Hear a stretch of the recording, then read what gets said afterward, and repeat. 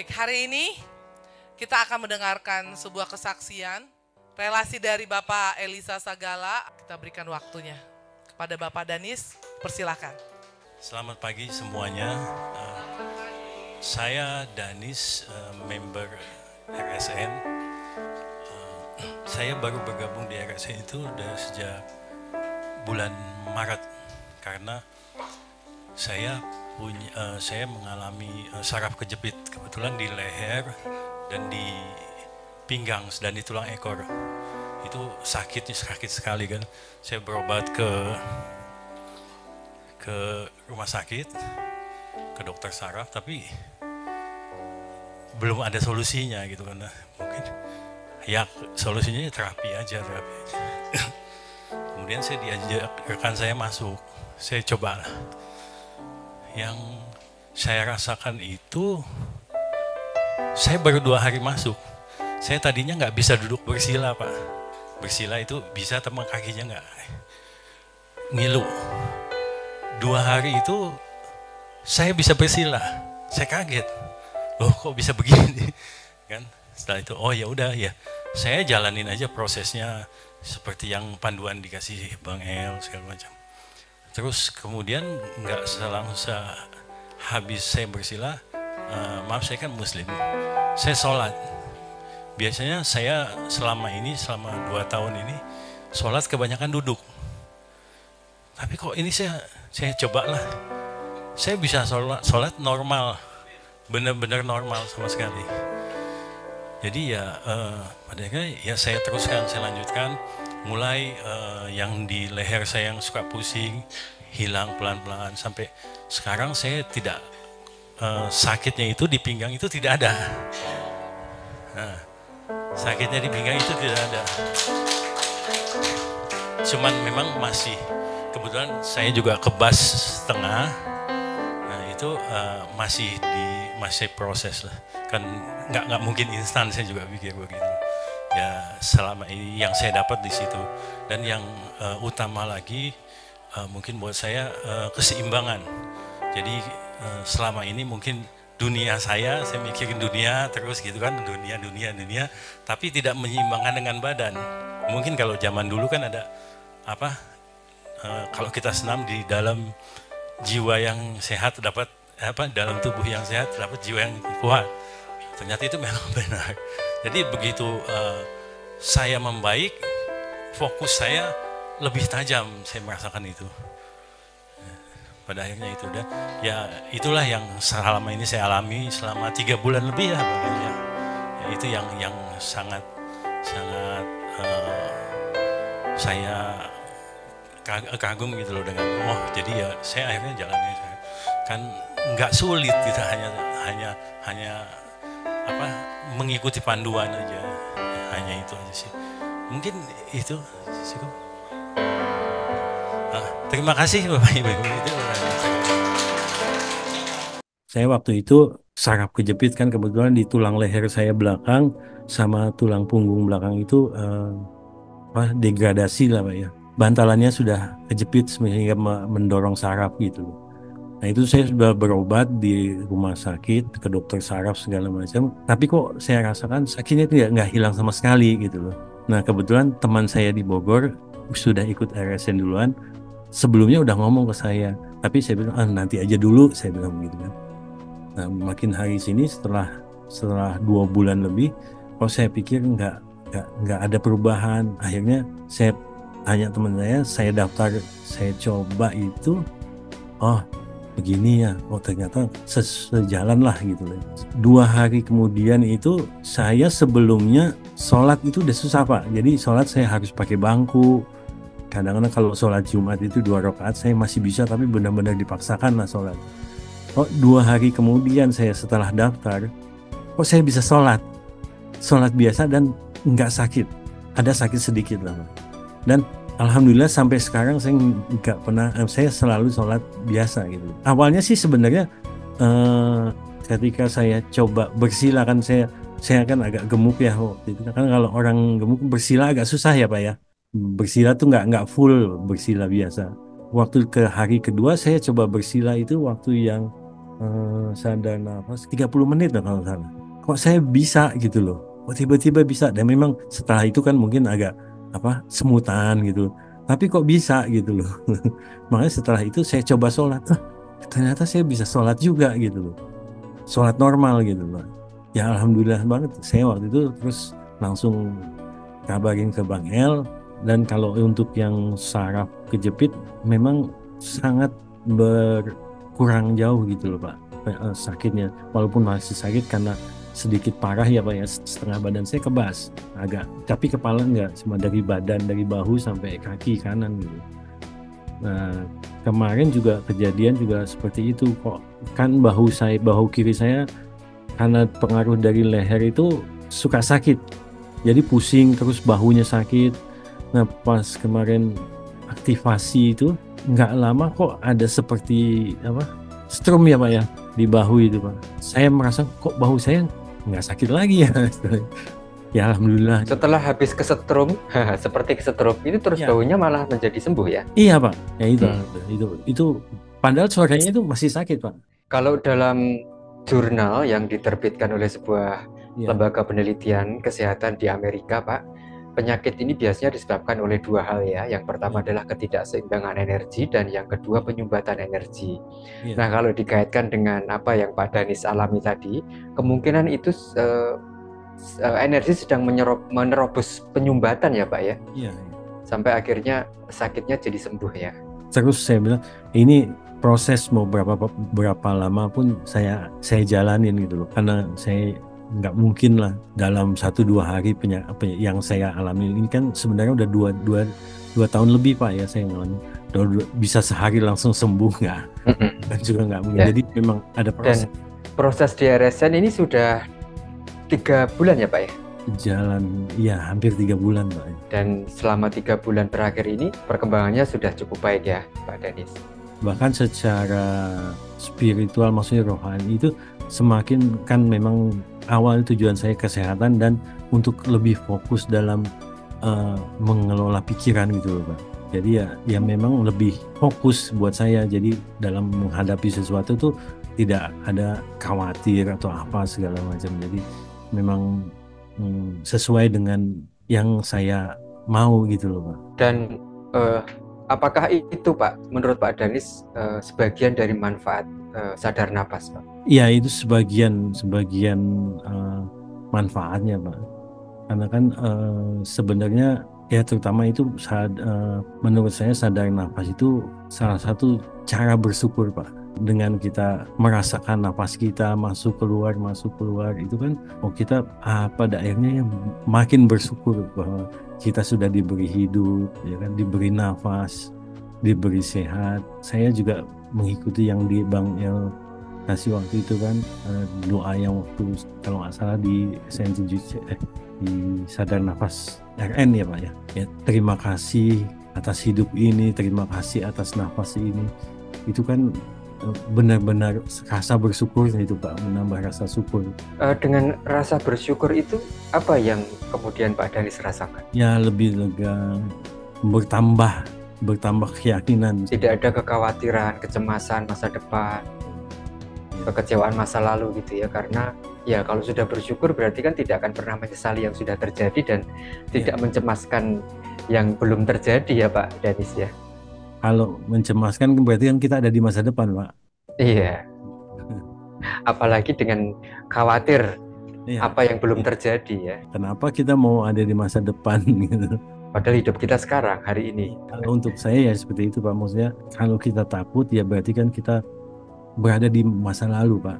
Ya, kalau kita khawatir, mikirin segala macam, kita ada di masa depan. Yang terbaik apa ya lakukan yang masa sekarang, yang sekarang kita lagi ada gitu loh. Selain tadi kesehatan yang sudah lumayan membaik ya setelah menjalani sadar napas dengan rutin gitu.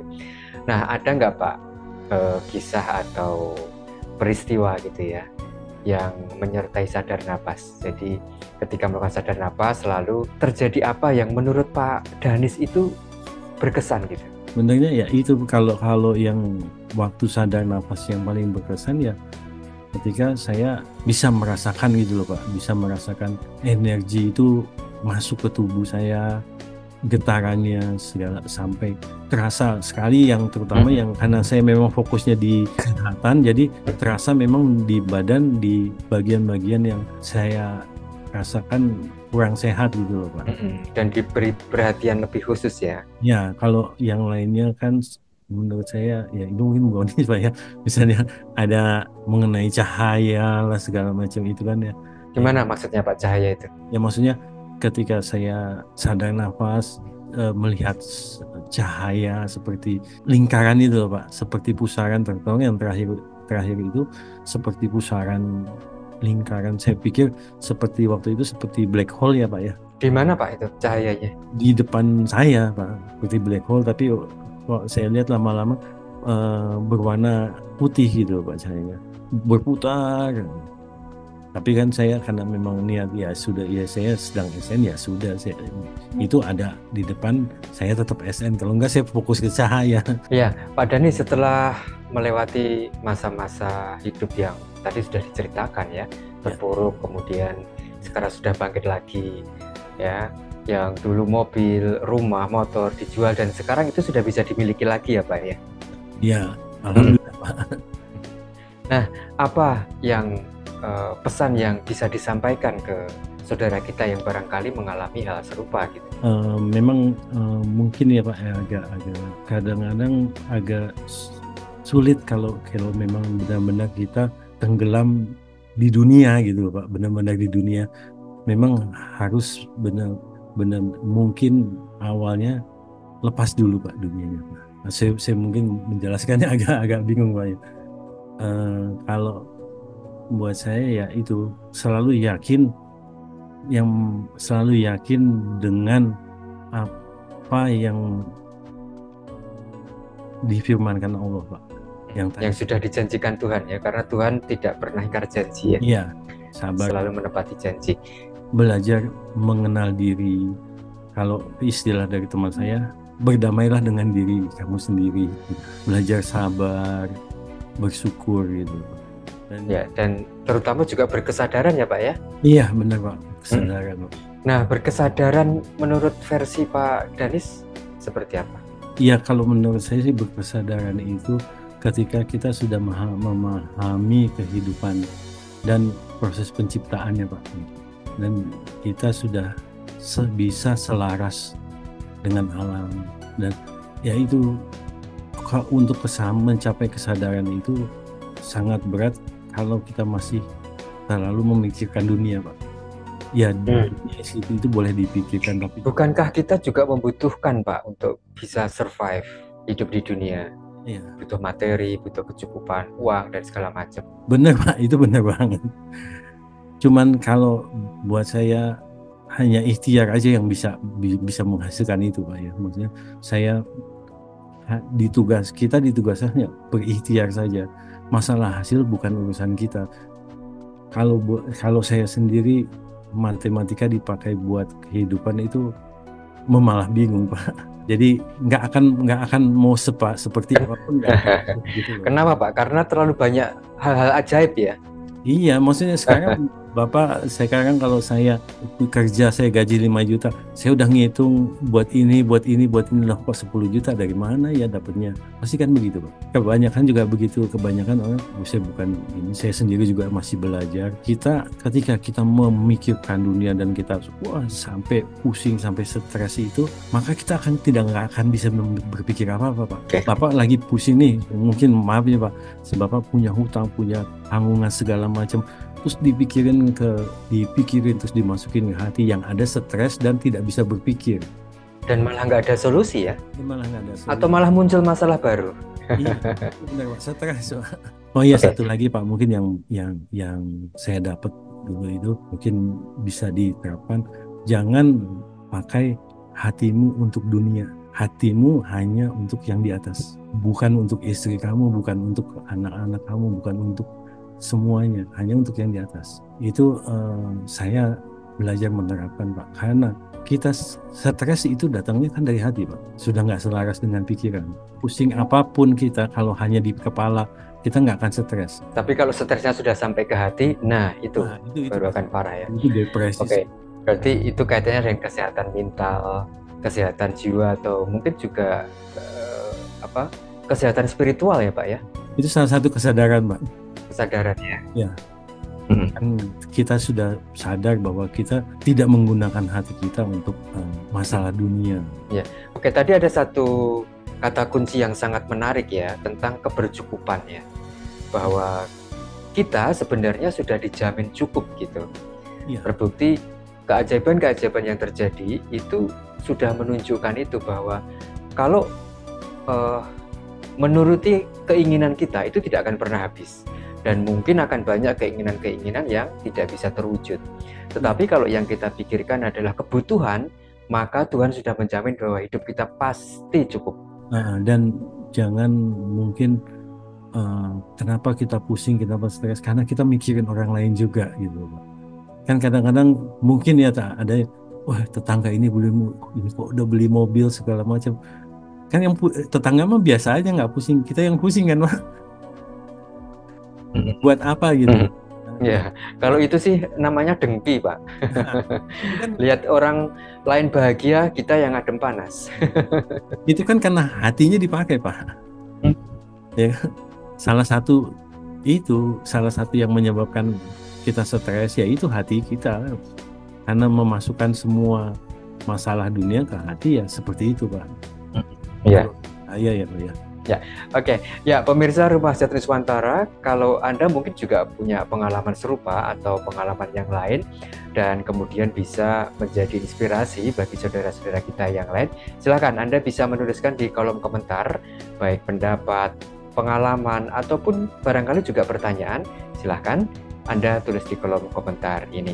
Dan di setiap hari Jumat kami hadir dengan Inspiratif Talk Show yang menghadirkan inspirasi, testimoni, dan juga motivasi untuk Anda semuanya, khususnya keluarga Rumah Sehat Nuswantara. Nah, malam hari ini kami sedang berbincang dengan Pak Danis dari Bogor, anggota Rumah Sehat Nuswantara, yang membagikan pengalamannya bagaimana menjalani kehidupan dan pernah menghadapi badai, namun kemudian bisa menjalaninya atau melewatinya dengan selamat ya Pak ya. Mengapa dengan selamat? Karena ya tidak habis-habisan, maksudnya sampai hari ini juga masih bisa hidup sewajarnya gitu ya Pak ya. Iya. Oke, menarik sekali tadi menyimak kisahnya Pak Danis ya. Nah, resep apa lagi Pak yang barangkali kalau ini disampaikan nanti bisa menguatkan saudara-saudara kita yang lain yang barangkali juga saat ini sedang berada di titik rendah kehidupannya. Ya. Kalau yang saya kasih itu, ya saya tidak bisa memberikan apa yang tidak pernah saya alami Pak ya.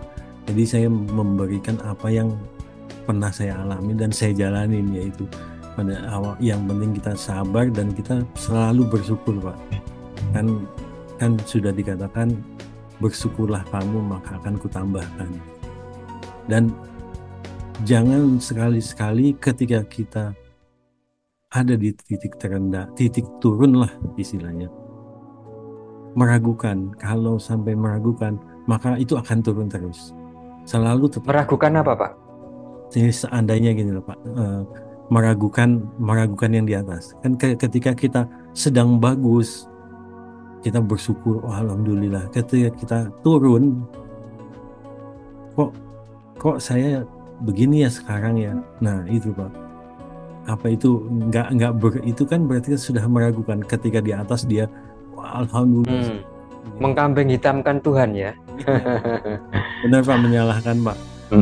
Menyalahkan. Kenapa Tuhan kemudian sekarang menghukum saya? Kenapa saya diberi ujian? Kenapa saya diberi cobaan?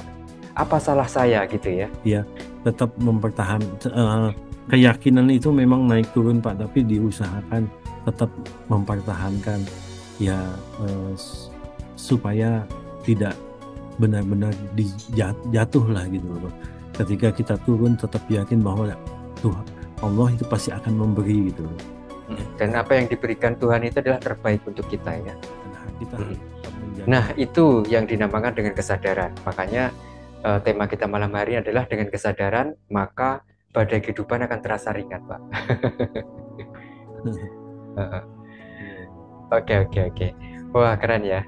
Nggak mudah loh menjalani kehidupan seperti itu, apalagi Pak Danis dulu pernah hidup sangat-sangat berkecukupan ya, bahkan mungkin malah mewah ya Pak ya.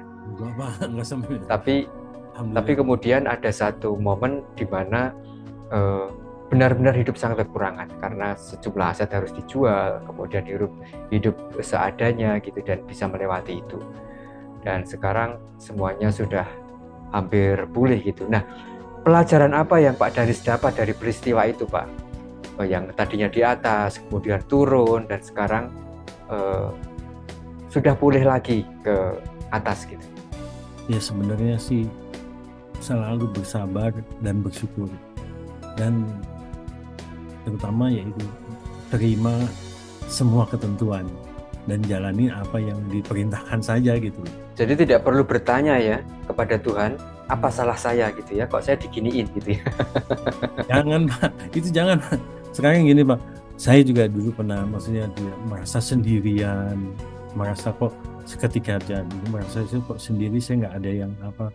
Ternyata saya salah Pak. Allah itu nggak kemana-mana, gitu. Allah selalu ada di dekat kita kan. Allah itu nggak berpaling dari kita, yang berpaling kita yang berpaling dari Allah gitu. Jangan sampai berpikiran terbalik, kan lebih banyak yang berpikiran terbalik Pak. Iya betul. Sekarang tidak ini sama saya, ya kan? Itu justru kan salah. Apapun itu akibat dari kita sendiri Pak.